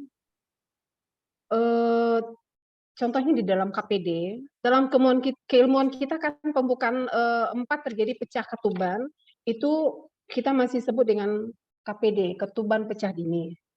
Sementara dari aturan BPJS, dikatakan KPD adalah pecah ketuban sebelum ada pembukaan dan his jarang. Nah, sementara pasien KPD kebanyakan pecah ketuban ini minimal pembukaan 1 ke kita. Artinya dia datang di pembukaan 1. Nah, gimana yang seperti ini, Dok? Dokter Medianti, apakah ini sebetulnya arahnya ke potensi fraud atau tidak ini? Ini kan ada kasus yang seperti ini. Ya, baik, mungkin seperti yang tadi kami sampaikan ya, Bapak Ibu sekalian, bahwa kita mengikuti SOP atau PPK atau PNPK yang ada di tiap keilmuan. Ya, memang biasanya kita, apalagi kalau KPD ya, terjadi KPD, kemudian KPD adalah pecah ketuban sebelum ada pembukaan. Kemudian pertanyaannya apa ya? Kalau KPD silakan saja, kan kalau KPD sesuai ini bisa dilakukan tindakan ya, tindakan baik itu mungkin persalinan dengan penyulit ya, kemudian juga dengan apakah mungkin seksio dan lain sebagainya ya. Tetapi nanti kita akan lihat Bapak Ibu sekalian, biasanya kalau BPJS Kesehatan ada kecenderungan nggak gitu ya, kecenderungan ada sengaja, ternyata sengaja itu misalnya dengan berkali-kali berulang-ulang terus sama rapi dan terstruktur ya, kemudian terus banyak masif dan lain sebagainya gitu ya. Nah ini yang biasanya akan kita lakukan pengecekan, tentunya tadi kita akan melihat dan juga selain saksi tadi ada ahli ya, mungkin kita juga akan melakukan pengecekan, termasuk mungkin biasanya kita akan ke TKMKB ya, ke Dewan Pertimbangan dan lain sebagainya untuk melakukan pengecek untuk apakah ini termasuk fraud dan lain sebagainya. Baik dok, berarti intinya ini nanti dilakukan pengecekan lagi ya dok ya? Betul Ibu, karena iya. kan ini kan memang secara medis ya gitu ya. Ini saya tahu mungkin arahnya adalah gimana seperti ini, bagaimana perbedaan keilmuan ya. Iya. Nah ini nanti mungkin ada ahli ya, ahli yang mana apakah ini nanti dilakukan kalau KPD biasanya kan langsung dilakukan tindakan atau tetap dilakukan pembukaan dan lain sebagainya, ditunggu gitu ya. Iya. Tapi seingat saya, sepengetahuan saya, KPD juga harus hati-hati karena kalau menunggu juga bisa ke arah yang kurang baik kan dok. Jadi Baik. mungkin perlu dilakukan tindakan. Apabila memang ada perbedaan keilmuan dan lain sebagainya, tentunya kita masih ada Dewan Pertimbangan Klinis ya atau tim kendali mutu dan kendali biaya yang bisa kita lakukan untuk koordinasi terkait ini gitu ya. Yang menjadi perhatian ini justru apabila ternyata semua KPD misalnya itu dilakukan gitu ya. Apakah dia benar-benar KPD atau tidak dan lain sebagainya. Itu hal-hal yang kita lakukan lebih detail lagi gitu ya. Mungkin itu ya dari kami. Ya intinya jangan semua pasien di KPD-kan ya dok? Bukan ya, maksudnya sesuai ketentuan saja. Biasanya kita akan melihat dok, lihat bahwa apakah ini terstruktur rapi, biasanya itu terus identik semua pasien gitu ya, kemudian tanpa terkecuali gitu. Itu biasanya ada kecenderungan apakah dia memang ini sengaja gitu ya, curang gitu ya, untuk melakukan kecurangan gitu ya. Iya, intinya tindakan yang berulang-ulang ya dok ya, itu yang mungkin jadi potensi. Baik, saya lanjut ke pertanyaan ini banyak dok, saya bacakan lagi, banyak untuk Bu Medi. Jika peserta ada tunggakan beberapa bulan dan akhirnya melunasi tunggakannya, apakah BPJS juga membayar ke FKTP semua bulan yang menjadi tunggakan tersebut? Ya, ya, memang ya. Akan dibayar dok? Iya. Baik. Kita ada sistem rekon kan, mungkin Bapak Ibu juga ada ya rekonsiliasi, selalu ada. Jadi walaupun ada tunggakan, misalnya di bulan ini ada peserta yang menunggak, besok dibayarkan ya dok ya? Ya misalnya jadi di bulan berikutnya ini adalah untuk beberapa bulan sebelumnya. Seperti itu. Jadi kita ada rekonsiliasi selalu untuk terkait iuran dan terkait dengan kepesertaan. Baik dok.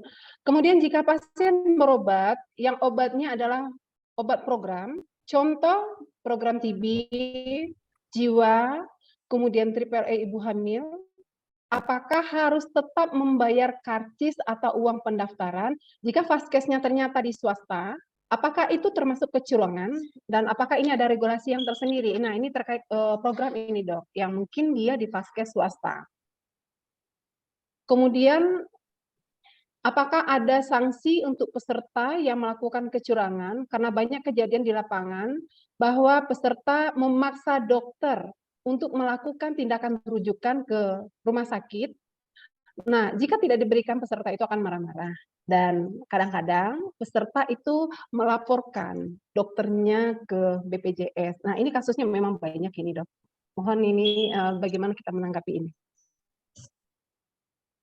Ya baik, terkait dengan administrasi tadi ya, kalau nggak salah dari FKTP atau FKTL ya, pada saat peserta itu datang, kemudian dimintai karcis, dimintain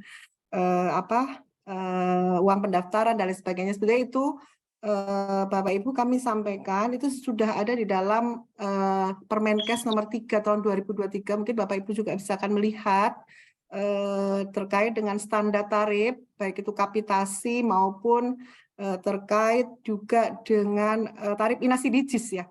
Bahwa di situ adalah satu, ada komponen pertama kali adalah administrasi pelayanan. Ya. Termasuk terkait dengan administrasi pelayanan itu adalah sudah masuk ke dalam paket tarif baik kapitasi maupun pelayanan di inasi bijis, Ibu.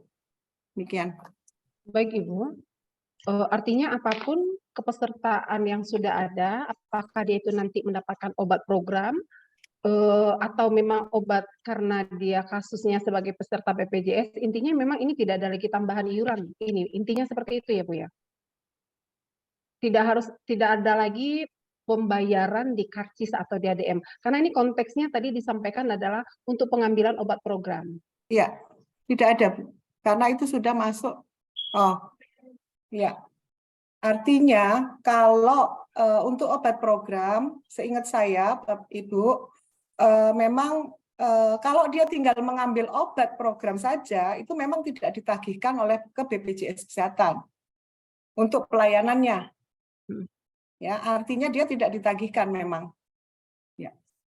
Artinya kalau dia tinggal mengambil obat ya, kecuali dia kalau dia dilakukan pemeriksaan, kemudian ini maka dia akan ada tarif yang terbentuk ya dari pelayanan rawat jalan seperti itu. Nah, tetapi kalau memang dia hanya mengambil obat saja, obat program, rasanya itu sudah ada khusus untuk obat program ya, atau ketentuan terkait dengan obat program. Iya Dok, baik. Kemudian yang terakhir yang di bawah tadi, yang pasien maksa-maksa ini Dok, yang minta-minta rujukan. Mungkin kadang-kadang dokternya dimarahi. Nah, karena dokter tidak memberikan rujukan, nanti dokternya juga dilaporkan ke BPJS. Nah, bagaimana ini BPJS menyikapi? Nanti terkesan nih dokternya tidak mau merujuk gitu loh. Oh ya, kalau menurut kami pasti sesuai dengan ketentuan, di mana dalam melakukan rujukan ini sesuai dengan indikasi medis yang ada. Apabila dokter memang menyampaikan kepada kita bahwa ini adalah tidak perlu dilakukan rujukan karena ini tidak sesuai indikasi dan lain sebagainya, atau masih bisa dilakukan pelayanan di FKTP, maka kami pastinya akan mengikuti apa yang disampaikan oleh dokter tersebut. Terkait dengan pasien marah dan lain sebagainya, kami pastinya juga akan memberikan pengertian dan informasi yang benar terkait ini kepada peserta. Baik, Dok, atas pemaparan dan jawaban dari beberapa pertanyaan yang sebetulnya hampir sama jawabannya dari semua pertanyaan. Intinya kalau kita ulas satu persatu mungkin jawabannya hampir sama semua. Cuma ada sedikit yang agak teknis nih Dok, satu lagi mungkin ya. Terkait diagnosis tipoid, apakah saat ini pemeriksaan penunjangnya menggunakan Widal atau dapat dengan IgM atau IgG Salmonella? Nah, ini teknis sebetulnya.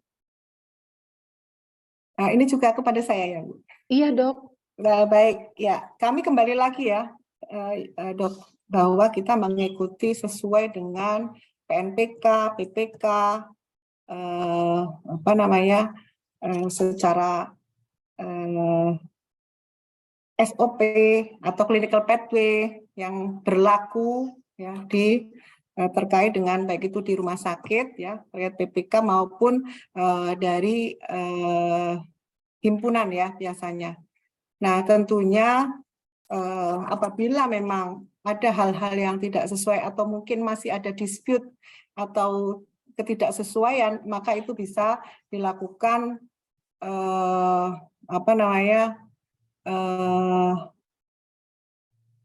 pembahasan ya bersama dengan tim TKMKB maupun tim Dewan Pertimbangan Klinis, atau kalau di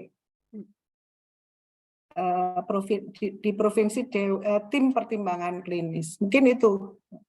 Ya, jadi kalau ini nih jawaban konkretnya seperti apa, Dok? Dengan IgM atau IgG ini? Karena teknis ya, Ya, Dok, ya? saya kebetulan tidak pakar ya terkait ini ya. Mungkin Oke, jadi mungkin pertanyaannya kita catat ya, Dok. Untuk kita iya, diskusikan boleh. Jadi nanti ya. kalau menurut kami, Dok, silakan saja. Kalau memang masih ada dispute terkait ini, gitu ya, ini sudah apa namanya bisa disampaikan ke tim kendali mutu, kendali biaya. Kemudian kalau memang masih ada dispute juga bisa sampai kok ke Dewan Pertimbangan Klinis dan bisa sampai juga kok nanti diatur oleh Kementerian Kesehatan, gitu. Dan itu sudah pernah juga dilakukan gitu. Ada beberapa yang memang seperti itu. Kalau memang ini terjadi dispute. Tapi kalau ini kan mungkin secara ini mungkin saya tahu nih. Kalau pakai Widal itu lebih murah gitu kan. Kalau IgM, IgG lebih mahal gitu kan. Dan lain sebagainya. Ya ini mungkin perlu nanti dibahas kembali Bu, Dok terkait ini. Makasih. Dok, ini saya boleh tanya satu nih, Dok. Saya tanya nih, gitu ya. Ketika kita utilisasi review, itu kan rumah sakit itu, vaskes itu ada potret potensi-potensi ya, Dok ya. Yang paling sering dibahas itu kan readmisi ya.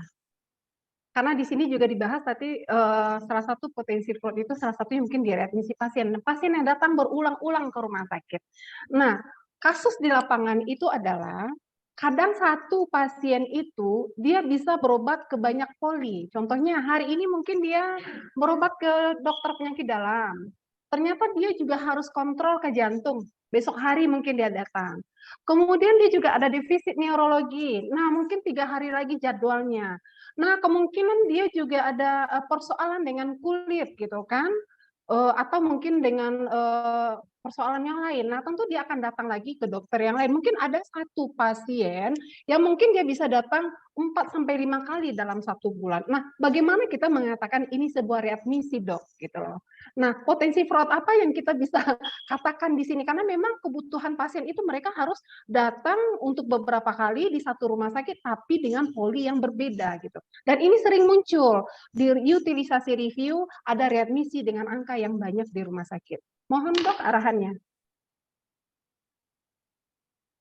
Ya, terima kasih. Mungkin apa namanya, saya juga seperti tadi yang disampaikan oleh Dr. Penny ya, bahwa memang itu harus dilakukan pembuktian memang.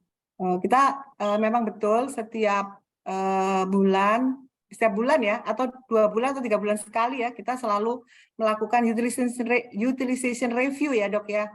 UR gitu ya ke rumah sakit gitu ya, kemudian dilakukan oh ini ada bahkan kemarin tuh ada yang ini Dok, antara rawat inap itu lebih besar rawat inapnya daripada rawat jalan gitu ya dan lain sebagainya. Dan ada kita bisa melihat ya seperti itu. Nah tentunya perlu dilakukan penelusuran itu yang kami sampaikan. Jadi kami itu tidak langsung ya, itu kan namanya deteksi. Deteksi itu ada memang dari identifikasi ya, kemudian dari analisa data. Nah, kemudian dilakukan pembuktian, pasti dilakukan penelusuran. Dari penelusuran, nah barulah itu apakah ini benar, mungkin bukan readmisi ya, kalau readmisi seingat saya itu rawat inap Dok. Ini adalah yang kejadian memang dia itu fragmentasi gitu ya, seakan-akan fragmentasi gitu ya. Jadi dia berulang-berulang. Nah, apakah ini memang diperlukan atau memang ada dalam tanda kutip kesengaja gitu, kecurangan ya untuk dia melebih-lebihkan dan lain sebagainya. Nah, ini bisa karena beberapa juga kita melihat ternyata memang ada juga sih seperti itu gitu ya. Yang misalnya sampai dalam 1 bulan itu 21 hari misalnya 21 kali dia bolak-balik misalnya dan lain sebagainya gitu ya. Nah, ini juga yang perlu kita tentunya di sini sebetulnya kembali ya, kami berharap tidak hanya BPJS gitu, tapi kita bersama-sama gitu dengan tim PKJKN tentunya yang kami harapkan ya, baik itu di internal rumah sakit, internal BPJS atau tim PKJKN eksternal, yaitu tadi yang dipunyai oleh kabupaten kota, provinsi yang isinya ada TKMKB, ada asosiasi vaskes dan lain sebagainya. Ini harapannya seperti itu Dok gitu ya. Jadi kita bahkan kami berharap pengenaan sanksi itu memang sesuai gitu ya apa yang ada di dalam ketentuan itu. Selama ini memang kami terus terang Dok memang lebih ke arah perdata ya. Tadi udah disampaikan Dokter Denny. Sedangkan denda itu kami jarang gitu ya, belum gitu ya. Denda itu belum kita laksanakan gitu ya. Pengembalian juga kalau pengembalian sudah. Jadi kita dua terkait pemutusan ya kerjasama apabila memang betul ya terjadi kecurangan. Nah, tapi terkait dengan yang lain seperti pencabutan CEO, kalau misalnya tadi memang betul-betul jelas-jelas itu seperti yang tadi disampaikan Dokter Beni ya, bahwa dia itu melakukan kecurangan sudah jelas pemalsuan gitu. Nah, pemalsuan ini mau tanda tangannya dipalsu, kemudian surat-suratnya juga dipalsu dan lain sebagainya. Nah, ini memang kewenangan itu untuk pencabutan itu memang bukan di BPJS Kesehatan, tapi mungkin di ranahnya Kementerian Kesehatan. Mungkin itu dari saya. Luar biasa ya, Ya, Dok. mungkin Dokter Beni bisa nambah. Dokter Beni, ada tanggapan saudara persoalan pertanyaan yang banyak ini, Dok? Ini di mana ini sanksi administrasinya, perdatanya, pidananya kapan ini yang sudah kita bahas di topik tadi dengan kasus-kasus begini, Dok. Mohon pencerahannya, Dok. Ya, baik. Terima kasih, Dokter. Ya, tadi sudah sangat mungkin hanya ingin menambahkan, menyempurnakan ya. Apapun yang kita bahas tadi, itu kan teknis ya. Itu adalah persoalan sengketa. Sengketa itu adalah karena perbedaan persepsi.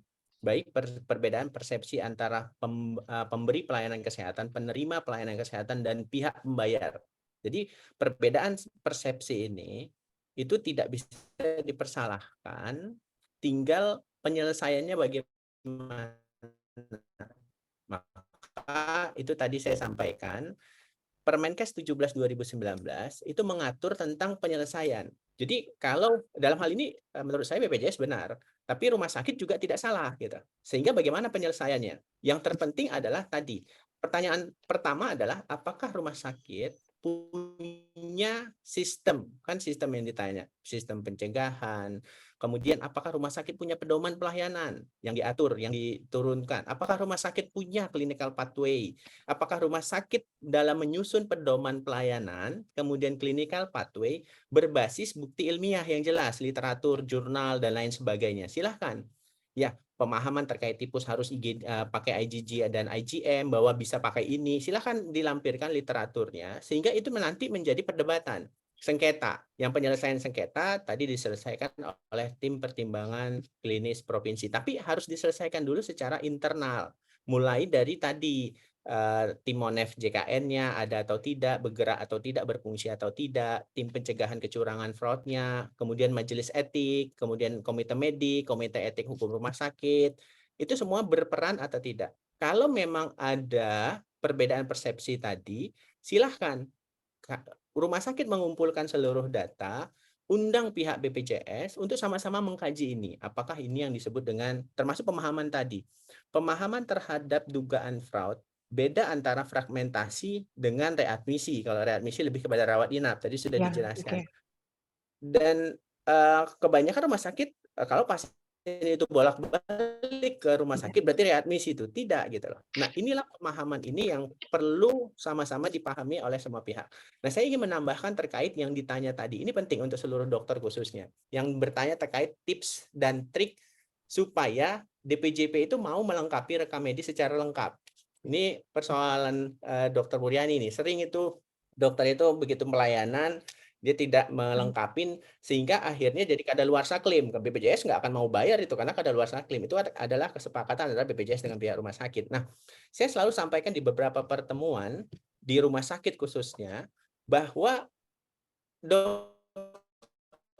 itu harus diingat, karena dalam hukum itu ada namanya asas ignorante juris non ex causat. Ketidaktahuan akan hukum itu nggak bisa dimaafkan gitu. Jadi kalau dokter melanggar, ya ancaman hukumnya sudah ada.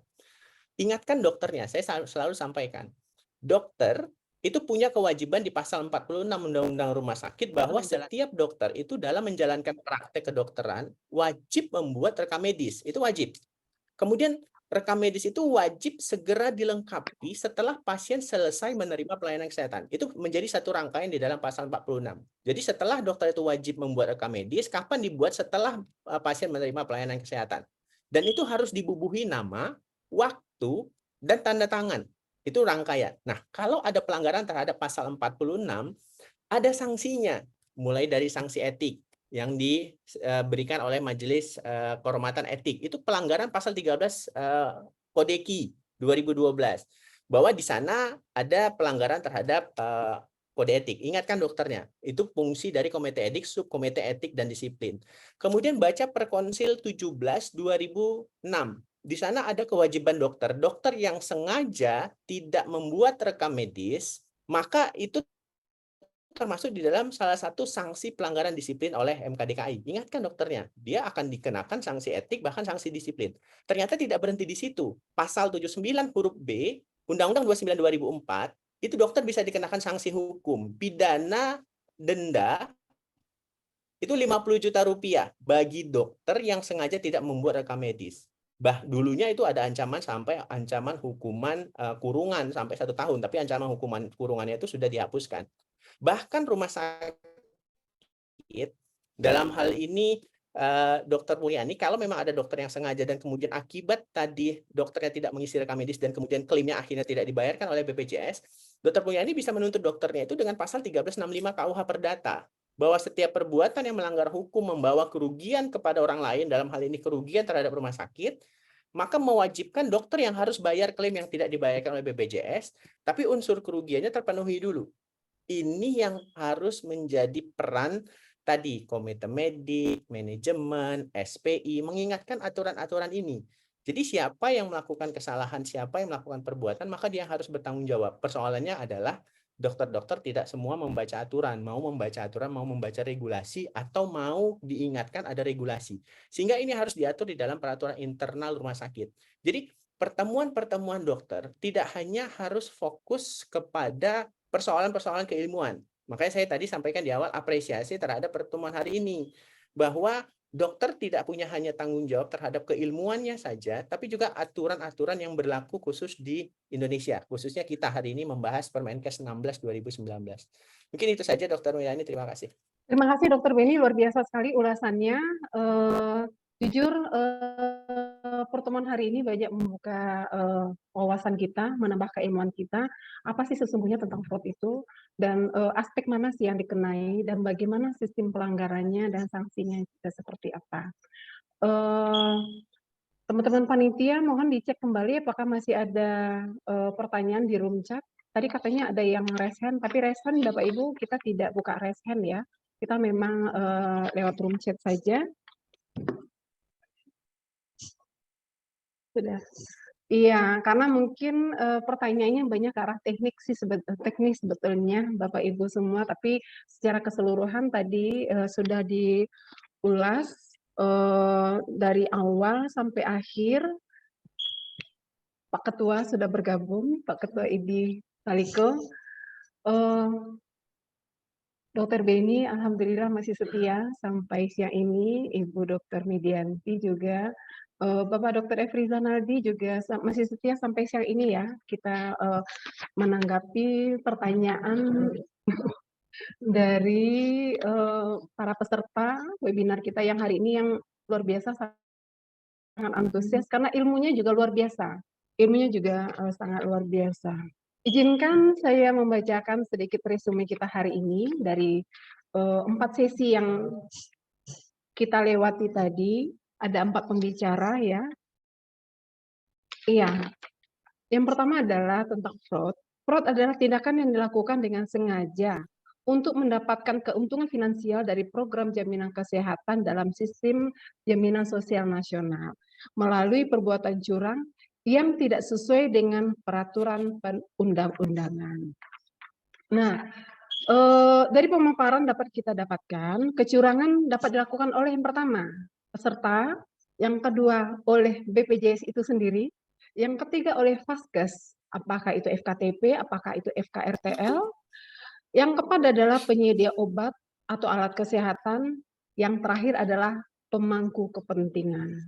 Nah, kalau kita lihat dari penyebab, ada 4 penyebab besar dari 7 penyebab yang ada tadi, saya tandain yang disampaikan oleh Dokter Beni.